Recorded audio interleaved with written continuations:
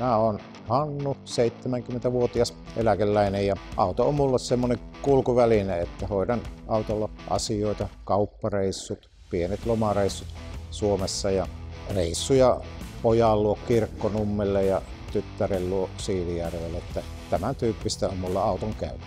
Tyttären mies kertoi tämmöisestä autohuoltopisteestä, jossa on kilpailukykyiset hinnat ja erittäin hyvä huolto, että silloin tuli kuultua ensimmäisen kerran. Öljypisteessä on teetättänyt vuosittain vuosihuollon, auton vuosihuollon. 5-6 vuonna täällä Kuopion öljypisteessä.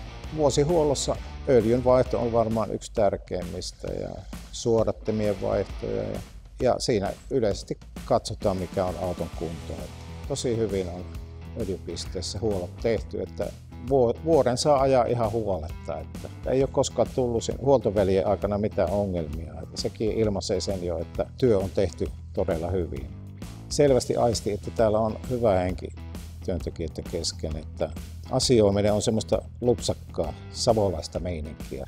Tämmöinenkin vaikuttaa, että millä tavalla kohdataan ihminen tämmöisissäkin tilanteissa. En minä oikeastaan muuta osaa tässä sanoa.